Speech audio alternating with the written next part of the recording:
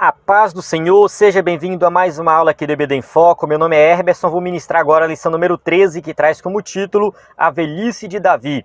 Nós estamos estudando a revista da CPAD do quarto trimestre do ano 2019, estamos encerrando, essa é a última lição, e se você acompanhou todas as aulas, seja no EBD em Foco, seja na sua igreja, estudando sozinho, ou em outro local, se você leu toda a revista, acompanhou, sabe que foi uma jornada maravilhosa, aprendemos muito, muito mesmo, só não aprendeu quem não quis. Eu costumo dizer o seguinte, que a Bíblia, ela não é somente para ser aprendida, assim, entendida, mas é para ser vivida.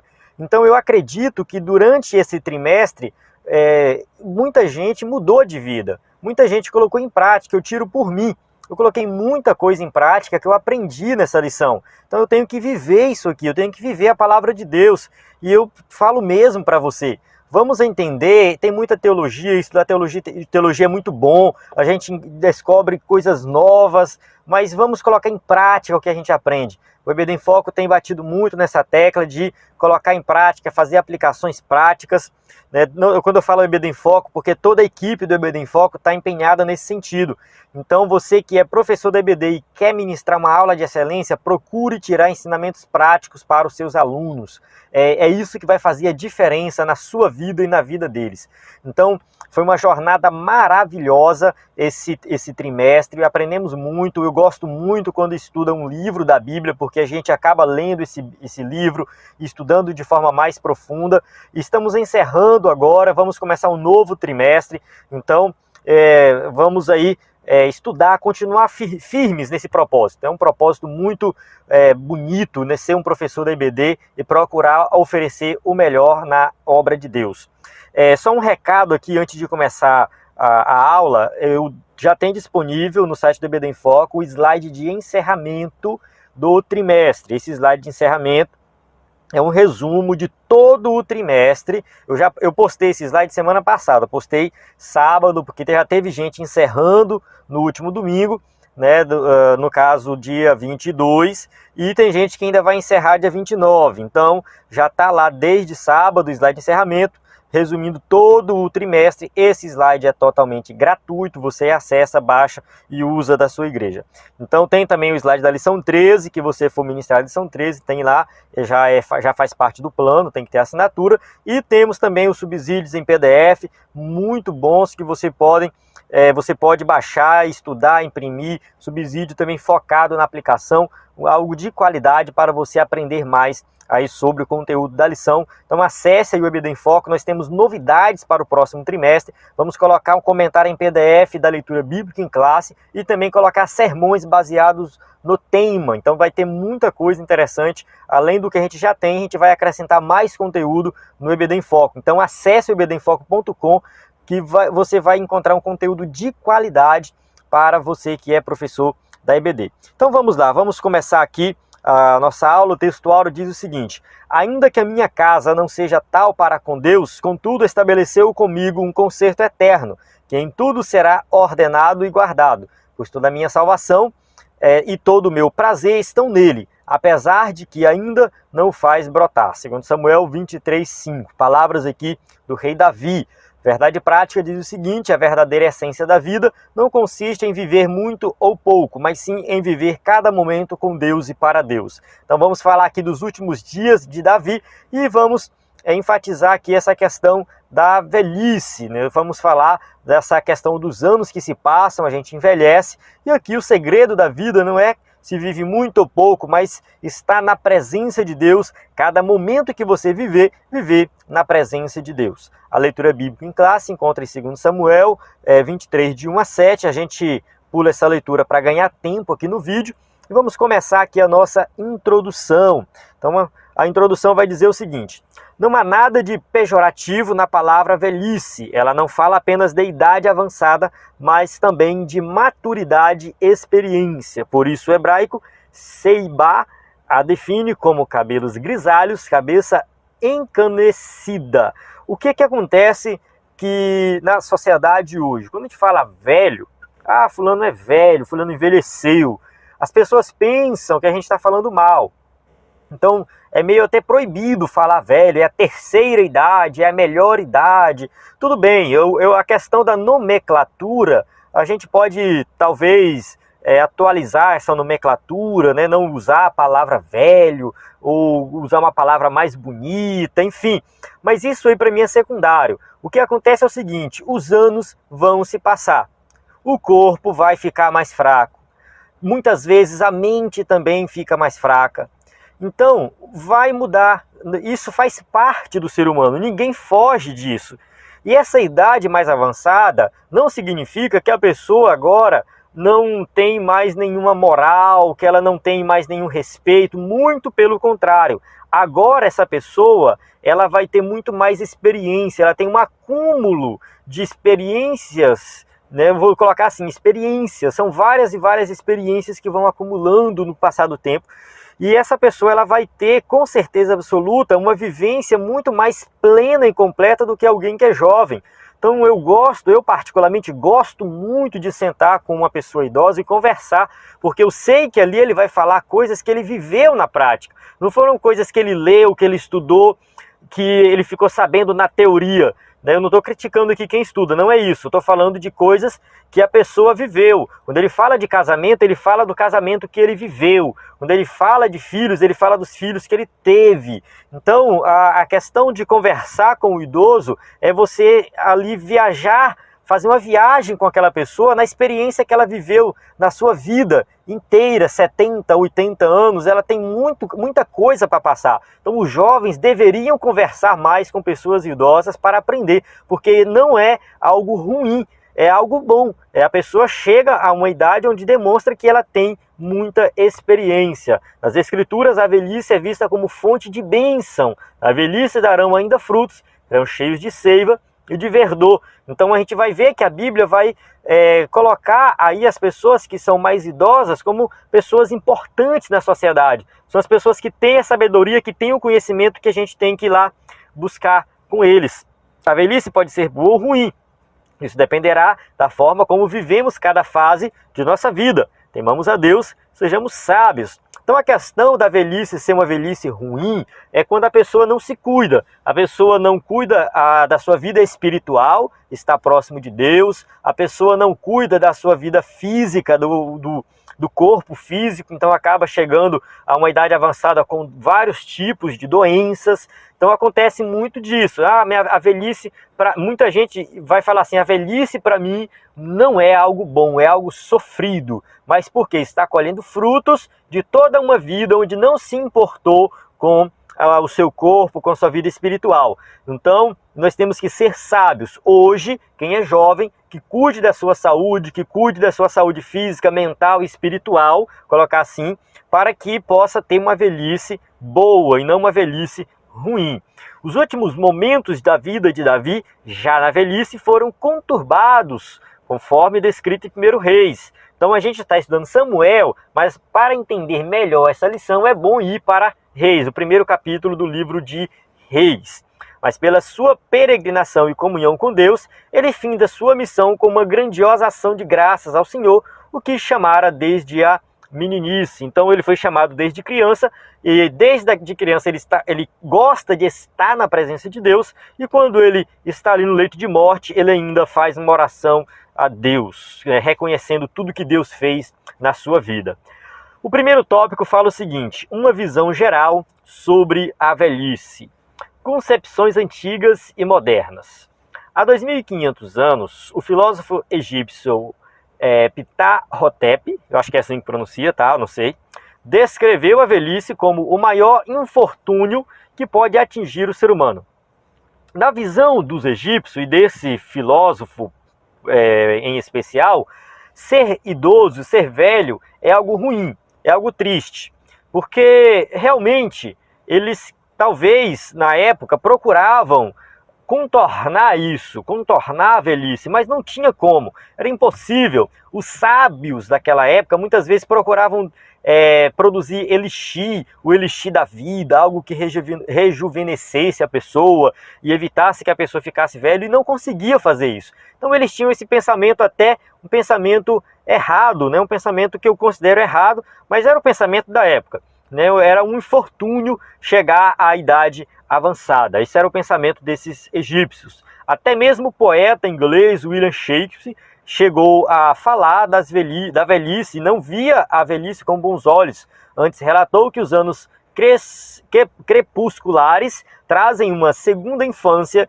e simples esquecimentos. Ele está fazendo referência à pessoa que fica idosa e às vezes depende de outro para tomar um banho, para caminhar, para fazer alguma coisa. Então é como se fosse uma segunda infância, e também a questão da falta de memória, às vezes até por problema de saúde, a pessoa começa a esquecer das coisas. Então, o Shakespeare via dessa forma. Mas, apesar dessas coisas acontecerem, a gente não pode achar que a velhice é somente isso, que ela tem coisas boas também. O tom da concepção moderna sobre a velhice é desgastante, ao afirmar que os velhos são ressentidos com os jovens, pois são pessoas fora de moda, cansadas e severas. É claro que isso aqui não é o pensamento de todo jovem, isso aqui não é geral, a gente não pode generalizar. No entanto, muitos jovens falam isso, porque uma pessoa hoje que tem 80 anos, 70, 80 anos, ela nasceu quando? Ela nasceu ali em 1950, 40, 50, por aí, né? Então, uma pessoa que nasceu na década de 40, de 50, é uma pessoa que hoje está na casa dos 70, 80 anos. Essa pessoa nasceu numa época totalmente diferente, viveu períodos totalmente diferentes dos dias de hoje. E aí o jovem hoje, quando quer fazer o que faz, e às vezes é reprimido ou é chamado a atenção por um idoso, ele começa a falar: você está fora de moda, você já está cansado, você tem um julgamento muito severo. Esse é o pensamento do jovem. Realmente é um choque de gerações, né? Choque de gerações, isso vai acontecer o tempo todo, o tempo vai passar. E nos dias de hoje as coisas estão acontecendo muito rápido. 20 anos atrás a tecnologia era muito inferior aos dias de hoje. Então as coisas estão mudando de forma muito rápida, e os jovens muitas vezes consideram os idosos como pessoas fora de moda, de um outro período que não tem nada a ver com os dias de hoje. Mas isso não é geral, algumas pessoas apenas pensam isso. Entretanto, o respeito por cada fase da vida é ordenado por Deus. Então Deus, ele ordena que cada fase da vida tem seu valor. Ordena não, afirma, né? A Bíblia vai afirmar que cada fase da vida tem o seu valor, e a palavra de Deus vai ordenar respeito por cada fase. Não existe diferença. Ninguém pode desprezar o outro por ser adolescente, jovem ou idoso. Porque adolescente, chama até de aborrecente, né? Fala que só serve para causar problemas. Os jovens são muito imaturos, fazem um monte de besteira. Porque os idosos, né, são pessoas atrasadas, ultrapassadas. Então, cada fase da vida vai ter uma crítica. Mas isso não é certo. Ninguém pode desprezar outro porque é adolescente, jovem ou idoso. Cada fase tem suas características, e cada fase pode contribuir com o reino de Deus de acordo com sua capacidade, de acordo com aquela sua especificidade, né? Cada fase tem as suas características específicas que podem ser usadas para o crescimento do reino de Deus. Tem se veiculado nos meios de comunicação o descaso com que muitos tratam os mais velhos. Eu coloquei aqui duas notícias que retratam isso, mas a gente vê por aí circulando nas redes sociais vídeos de maltratos contra idosos, notícias saem nos jornais, né? Por exemplo, aqui, cuidador suspeito de maus tratos e tortura de idosos em asilo de Santa Luzia é preso. Olha só, o cara torturava idosos no asilo. Outra vez aqui, né, outra notícia fala: inquérito conclui que 18 idosos morreram vítimas de maus tratos em asilo em Santa Luzia. Então, o mesmo asilo aí, né? Questão de maus tratos, questão de tortura, isso é algo muito triste, né? Traz morte. Então, isso realmente não dá para entender. Não dá para entender assim, mas quando a gente lê a Bíblia já fala isso, né? Devido ao aumento da maldade, o amor de muitos esfriará. Mateus 24, 12. Então isso é falta de amor. Maltratos com qualquer tipo de pessoa é falta de amor. E com o idoso não tem nada que justifica também. Muita gente fala assim: é só um velho, né, e vai lá e bate, maltrata. Gente, e sinceramente, é só maldade no coração. Isso aí é só maldade no coração. A gente pode até falar assim: isso é o capeta, é o diabo. Tudo bem que o diabo pode influenciar, mas o ser humano, ele tem dentro de si a natureza pecaminosa e o que ele comete é responsabilidade dele. A gente também não pode ficar culpando o diabo por tudo, não. Maldade no coração, mas Deus um dia vai derramar o juízo sobre essas pessoas. Não vão escapar do juízo divino. Por isso a igreja deve manter programas especiais para os idosos, pois essa prática revela o amor de Deus ao próximo. Então a igreja, ela tem que se preocupar com o idoso, no sentido de que trazer um pouco mais de acessibilidade para ele, promover talvez alguns cultos específicos para os idosos, respeitar em todos os aspectos os idosos. Tem tudo isso a igreja tem que fazer. E claro, se por acaso alguém que já chegou a machucar um idoso, mas se arrependeu e pediu perdão a Jesus, né, perdoa sim. Agora essa pessoa, claro, ela tem que ser punida pela lei humana também. Ela não pode escapar da justiça humana.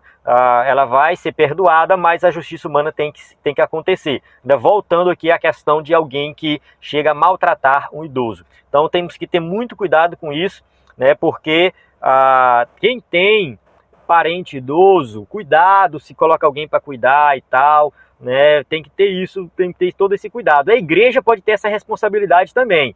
A igreja, ela pode investigar, e se alguém da igreja ficar sabendo de alguém que está maltratando, pode denunciar tranquilamente, que isso não é pecado não, tá? Denunciar alguém que está maltratando um idoso, a igreja tem essa responsabilidade de cuidar dessas pessoas idosas em todos os aspectos. Concepção bíblica. A Bíblia descreve a velhice como algo natural e dadivoso. A Bíblia não vai descrever a velhice como algo ruim, como alguns filósofos, sociólogos e pensadores que existem por aí, tanto da antiguidade como nos dias de hoje. A velhice não é algo ruim, mas é algo dadivoso. O homem que mais viveu na terra foi Matusalém. A Bíblia diz que ele viveu 969 anos. Isso é claro, naquela época, né, que Deus criou o homem para viver para sempre. Devido ao pecado, o homem passou a morrer. No entanto, o homem, depois do pecado, ainda continuou com aquela ideia da vida eterna, e por isso que os primeiros seres humanos viveram na casa dos 900, 700 anos. Eles viveram realmente muitos anos. Eu entendo essas passagens bíblicas como literais, que de fato eles viveram 800, 900 anos, porque ainda o corpo humano não estava tão denegrido com o pecado. A alimentação talvez sustentava mais, não tinha tantas doenças. Então, com o aumento do pecado, o pecado foi aumentando, se proliferando mais na raça humana, atingindo as nossas células, tudo mais, a alimentação. Aí o ser humano começou a viver menos. Foi diminuindo até chegar nos dias aí mais na frente, já nos dias de Moisés, por exemplo, já não vivia tantos anos assim. Passando ali depois Moisés, Josué. Então, no tempo de Davi, por exemplo, o ser humano já vivia na casa dos 80 anos, 70, 80 anos. Era difícil chegar na casa dos 100 anos. Então, já chegou nos padrões que a gente chega nos dias de hoje. Mas isso aconteceu de início porque, realmente, Deus fez o homem para viver muito, né, viver eternamente, melhor dizendo, e o pecado veio estragar tudo isso. Há alguns casos que alguns chegaram na velhice com alguns problemas. No caso, Isaac chegou na velhice ficou cego, né? Tendo Isaac envelhecido, seus olhos ficaram tão fracos que ele já não podia enxergar. Certo dia chamou Esaú, seu filho mais velho, ele disse: meu filho. Ele respondeu: estou aqui. Gênesis 27:1. Então tem a história lá que Isaac abençoa Jacó e não Esaú, né? Justamente por causa da sua cegueira, né? Ele era cego, e aí chegou lá Jacó e, disfarçado de Esaú, né, colocou pele, ele tocou, aí falou assim: a voz é de Jacó, mas o pelo aqui, a pele é de Esaú. E ele abençoou isso porque ele era cego. A Bíblia fala de Basilai também, que devido à idade já não se interessava por iguarias finas, né? No caso, Davi convidou a Basilai para ir morar no palácio com ele, e ele se recusou, né? Ele fala assim, no versículo 35, né? 2 Samuel 19:35, fala assim: já fiz 80 anos, como eu poderia distinguir entre o que é bom e o que é mal? Será que hoje o teu servo ainda pode sentir o gosto daquilo que come e bebe? Posso ainda apreciar a voz de homens e mulheres cantando?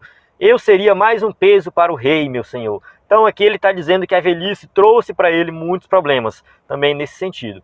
A Bíblia relata, porém, 2 homens de idade avançada que não foram atingidos pelos sintomas e problemas da velhice. Quem foram esses homens? O primeiro foi Moisés. Moisés tinha 120 anos de idade quando morreu. Todavia, nem os seus olhos, nem o seu vigor se enfraqueceram. Deuteronômio 34:7. Vale ressaltar que Moisés já estava num tempo que as pessoas morriam mesmo nessa faixa de 100, 120 anos. E mesmo assim, com 120 anos, ele estava inteiro ainda. Caleb fala assim: por isso aqui estou hoje, com 85 anos de idade. Ainda estou tão forte como no dia em que Moisés me enviou. Tenho agora tanto vigor para ir à guerra como naquela época. Josué 14:10 e 11. Então Caleb também parece que não sofreu aí tanto com sintomas da velhice. Estava forte, preparado para ir para a guerra. A velhice virá para todos os mortais. O mais importante é ter Deus na vida, pois dessa forma poderá ser encarada com naturalidade, longe de qualquer estereótipo. Então, se a pessoa envelhecer na presença de Deus, servindo a Deus, ela vai ter uma velhice natural, ela vai estar ali longe de qualquer estereótipo, né? Porque muita gente fala assim: ali vai um velho. Não, ali vai um servo de Deus, ali vai alguém que serve a Deus, que ora, que busca a Deus. É assim, né? Aquele que está na presença de Deus, independente da idade, é um servo de Deus. Vamos lá para o nosso segundo tópico. O segundo tópico traz como título Problemas na velhice de Davi.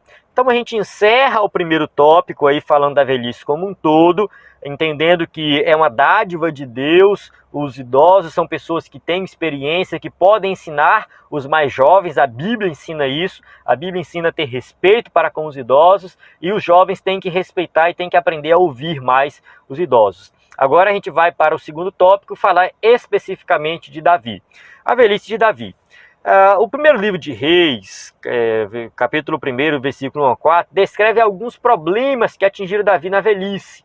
Fala assim: quando o rei Davi envelheceu, já de idade bem avançada, cobriam-no de cobertores, mas ele não se aquecia. Então o primeiro versículo aí vai falar desse problema, porque ele sentia muito frio e os cobertores não aqueciam ele. Ali se esclarece que a velhice não poupa ninguém. Então não importa se é rei, se não é rei, se é rico, se é pobre, se é inteligente, se tem estudo, se não tem estudo, não importa. Todos um dia vão envelhecer. Por causa dos grandes sofrimentos, das lutas que marcaram sua vida e das causas naturais, com aproximadamente 70 anos, as forças e saúde de Davi já tinham definhado, seu corpo não conseguia manter-se aquecido. Então o que a gente entende aqui? Que Davi, ele já estava realmente de idade avançada, com 70 anos, mas parece que o fato de Davi ter sido um grande guerreiro, sofreu bastante. A gente tem aquela primeira fase da vida dele que ele é perseguido por Saul e depois ele se torna rei. Tem muito estresse também, problemas familiares, problema com Absalão e filho morrendo. Tudo isso vai contribuindo para que Davi chegue aos 70 anos já muito debilitado.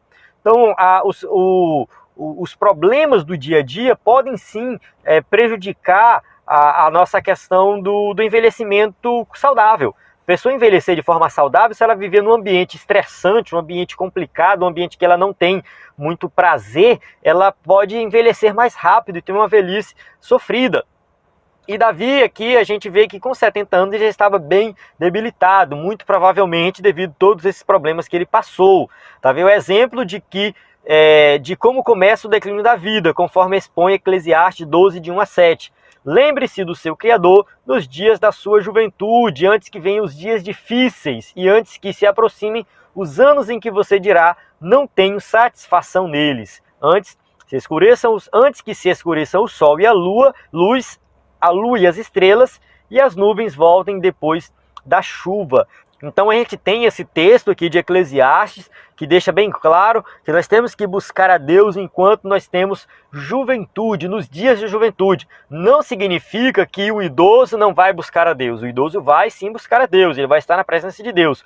O que o escritor aqui de Eclesiastes está querendo dizer é que na juventude tem que aproveitar a juventude para estar próximo de Deus.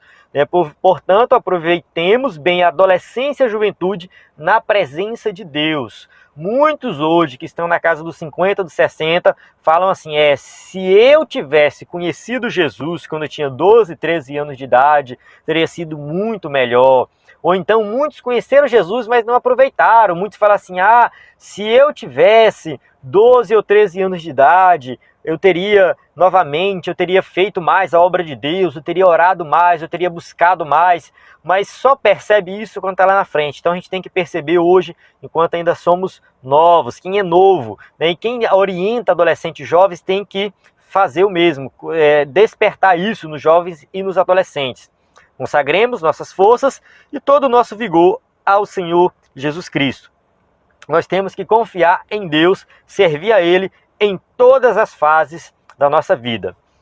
Enfrentando mais um filho rebelde. Olha só aqui, mais uma situação para Davi depois de idoso. Não li. Em 1 Reis 1,15, novamente o texto reforça a velhice de Davi. Então Batseba foi até o quarto do rei, já idoso, onde a sunamita, Abisag, cuidava dele. Então aqui, Davi, segundo o costume da época, ele contratou uma mulher virgem para cuidar dele, e segundo o texto, para aquecê-lo também. Então Davi estava ali já idoso e Batseba, que era sua esposa, provavelmente também já idosa, foi lá conversar com Davi. Estando ele doente, sem forças, Adonia aproveita-se desse instante para declarar-se rei. Olha só, o filho de Davi, Adonias, que de fato tinha o direito ao trono, ele se autoproclama rei sem a autorização de Davi. Porque é o seguinte, apesar dele ter direito ao trono, não era bem assim que aconteciam as coisas. Quem tinha que dizer quem era o rei era o próprio rei. Então o rei já tinha em mente que quem ia reinar, o rei Davi no caso tinha em mente que quem ia reinar era Salomão. E isso tinha aprovação divina também. Mas Adonias passa por cima dessa vontade de Davi e da vontade de Deus e se autoproclama rei. Ele tem quase os mesmos traços de Absalão. É paralelo, tem um paralelo muito grande entre Adonias e Absalão. É formoso de aparência e exalta a si mesmo, dizendo, eu reinarei. Apresenta-se ao público com característica da realeza, carros, cavalheiros, pessoas que corriam adiante dele, muito parecido com Absalão, muito parecido mesmo. Então ele já se apresenta como rei, com cavalheiros ali correndo diante dele. E ao contrário de Absalão, que sofria a oposição de seu pai, Adonias sabia que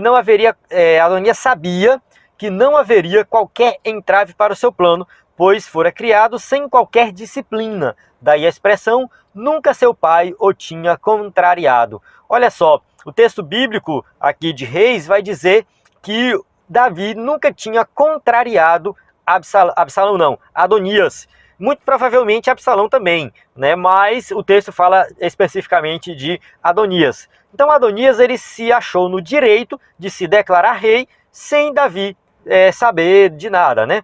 E Adonias representa aqueles que querem ser líderes segundo a sua própria vontade, que exaltam a si mesmos, desprezando a vontade de Deus. Não tem aquela pessoa que quer ser líder a todo custo, que quer ser líder porque ela acha que ela vai ser um bom líder, ela se acha, né? Ela mesma se acha. Ela não tem uma indicação de alguém, não tem autorização de alguém, não tem ninguém que vai lá e apresenta aquela pessoa como líder, mas ela se impõe como um líder. E só que essa postura de Adonias vai lhe custar a vida, mas na frente ele acaba morrendo pelo seu próprio irmão Salomão. O próprio Salomão depois manda matar Adonias. Então ele paga com a vida devido à sua desobediência, à sua rebeldia, porque principalmente, eu penso assim, principalmente que ele não teve respeito pelo seu pai que estava lá doente, que estava já idoso. Ele nem sequer foi lá consultar Davi sobre essa questão, perguntar o que Davi achava, pedir autorização para Davi. Não, ele se autoproclama rei, então mais um sinal de rebeldia que é pago com a própria vida. O tópico 2.3 fala constituindo Salomão como rei. Já no seu leito de morte, doente e velho, Davi teve de atuar firmemente para constituir Salomão como rei, porque isso era a vontade dele e a vontade de Deus. Ele chama Zadok, Natã e Benaia e passa-lhe as necessárias instruções, a unção e o anúncio público. Acontece o seguinte, que quando Adonias se autoproclama rei, uma boa parte do povo que apoiava Davi acompanha Adonias. Joabe é um deles. Joabe, que foi aquele homem fiel a Davi, parece que, eu não sei se ele tem alguma confusão com Davi ou se ele está sendo enganado por Adonias, mas Joabe acaba apoiando Adonias. E aí quem é que sobra? Vários outros apoiaram Adonias e sobra Zadok, Natã e Benaia. Então são esses que Davi confia e chama e passa as instruções para ungir Salomão como rei. A ordem de Davi era que Salomão fosse colocado em sua mula, sobre a qual somente o rei andava. Então ele foi ali no vale de Gion, no caso Gion era uma região ali, né, fala assim, até Gion em direção ao vale de Cedron.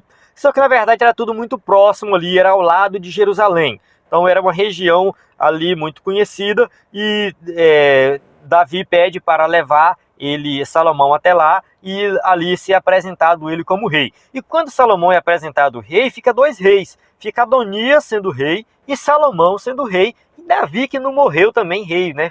É o momento em Israel que tem três reis ao mesmo tempo. A unção foi feita por Zadok com óleo do tabernáculo perante todo o povo. A cerimônia feita para a coroação de Salomão recebia a ratificação divina. Somente a partir disso é que Salomão poderia assumir o trono. Então Salomão não podia tomar o trono de qualquer maneira. Ele tinha que ser ungido rei, feito ali de acordo com seguindo todo o protocolo para receber a aprovação divina. As palavras de Davi a Salomão e sua morte. 2.4. Davi tem consciência de que vai morrer. Ele está esperando a morte.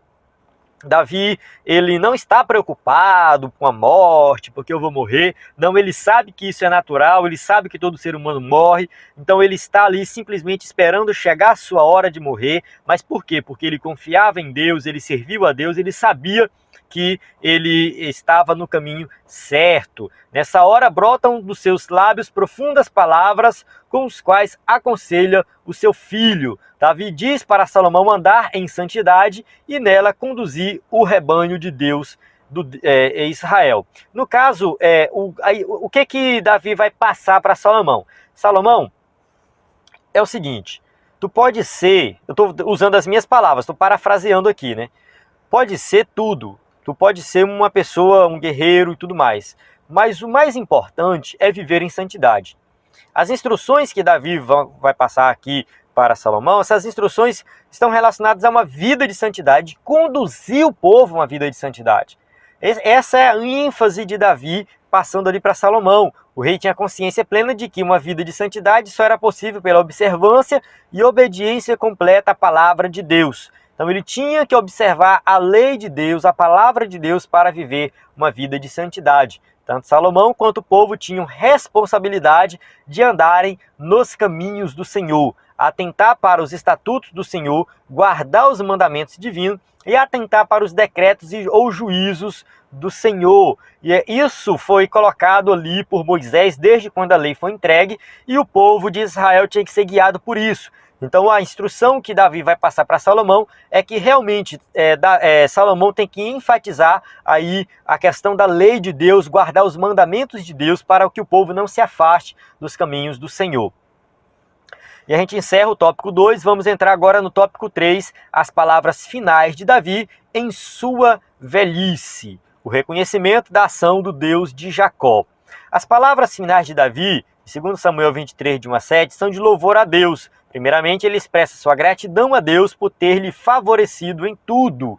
O Espírito do Senhor falou por meu intermédio, sua palavra esteve em minha língua. Segundo Samuel 23:2. Então aqui Davi, ele começa aqui falando que ele não está falando de si mesmo, mas ele está sendo usado por Deus. E ele reconhece que Deus é dono de todas as coisas, que foi Deus que deu tudo para ele. As palavras finais aqui de louvor a Deus fala assim, o seguinte, ele menciona aqui que foi levantado em altura pelo Deus de Jacó. Disse o Deus de Israel, a rocha de Israel a mim falou. Haverá um justo que domine sobre os homens, que domine no temor de Deus. Então aqui a profecia que Deus tinha era que o Davi seria o rei segundo o coração de Deus, e de fato ele foi esse rei. Ele pecou, ele errou, mas ele sempre se arrependeu e sempre esteve buscando a presença de Deus. Davi tinha consciência de que todas as suas conquistas não eram humanas, né? Ele reconhece o seguinte, que quando ele vencia uma guerra, quando ele vencia uma batalha, quando ele vencia qualquer coisa, qualquer dificuldade, ele sabia que não era a sua capacidade humana, a sua força, a sua inteligência que tinha dado essa vitória, mas que isso tinha vindo de Deus.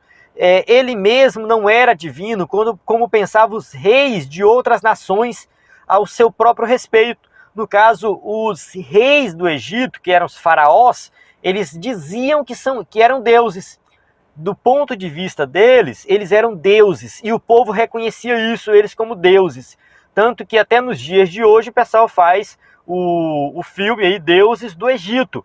Por quê? Porque os faraós, eles se consideravam deuses, mas no caso de Davi, não. Davi sabia que ele em si não era divino, né? O seu crescimento veio do Deus de Israel. Reconhecer nossa fragilidade é o caminho para Deus usar-nos sem nunca pensarmos ser alguma coisa.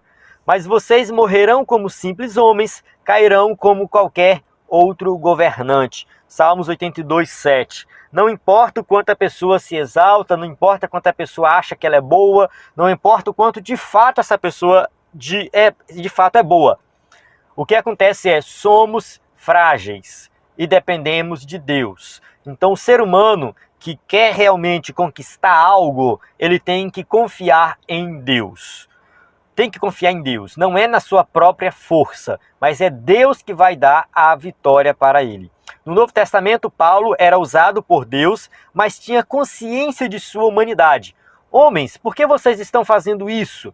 Nós também somos humanos como vocês. Estamos trazendo boas novas para vocês, dizendo-lhes que se afastem dessas coisas vãs e se voltem para o Deus vivo, que fez o céu, a terra, o mar e tudo o que neles há. Atos 14:15. Aqui Paulo estava sendo considerado um deus, numa situação específica lá, os deuses estão entre nós. Ele, não, nós não somos deuses, nós somos seres humanos. Nós simplesmente servimos a um Deus, é Ele que tem que ser adorado. Infelizmente hoje muitos pastores, muitos pregadores, ao realizar algum milagre, acabam tomando a glória para si. Eu fico me perguntando, será que de fato foi um milagre que foi realizado? Ou aquilo foi só uma falcatrua? Ou será que, se foi um milagre, será que é de Deus? Ou tem alguma entidade maligna envolvida? Porque uma pessoa chegar para realizar um milagre e depois ela tomar a glória para si e não glorificar a Deus, aquele milagre não trazer Deus como o autor e o consumador e o propósito de tudo, tem algo errado. Tem algo errado. Então a gente tem que ter muito cuidado com isso. Muitos trazem a glória para si, se considerando até mesmo como deuses. E muitas pessoas, ao ver alguém fazendo algo extraordinário, começam a idolatrar aquela pessoa. Então a gente tem que entender que é Deus que faz todas as coisas. O ser humano, ele é só um instrumento na mão de Deus. O Davi inspirado. Davi esclarece que as palavras que pronunciará têm sua fonte em Deus. Ele fala assim, o Deus de Israel falou, a rocha de Israel me disse, quem governa o povo com justiça e quem governa com o temor de Deus. É como a luz da manhã ao nascer do sol, numa manhã sem nuvens. É como claridade depois da chuva que faz crescer as plantas da terra. Então aqui Davi, ele começa a falar, pronunciar, e ele vai dizer o seguinte, que é Deus que faz, é Deus que governa, é Deus que manda, é Deus que usa ele, nada vem dele, tudo provém de Deus. Isso só reforça mais um pouco de colocar Davi como homem segundo o coração de Deus, porque ele nunca toma glória para si, mas sempre reconhece Deus como Todo-Poderoso. Ele irá atuar com justiça, andará no temor do Senhor e trará grandes bênçãos ao povo. O rei diz assim porque tinha consciência de que havia falhado. Então Davi sabia que ele tinha errado, sabia que ele tinha pecado e sabia que se ele fez alguma coisa foi porque Deus capacitou ele para fazer. Mesmo diante de suas falhas, Davi sabia que Deus tinha estabelecido com ele um concerto, de modo que esse justo rei irá sair de sua própria casa. Naqueles dias e naquela época farei brotar um renovo justo da linhagem de Davi, e ele fará o que é justo e certo na terra. Naqueles dias Judá será salva e Jerusalém viverá em segurança.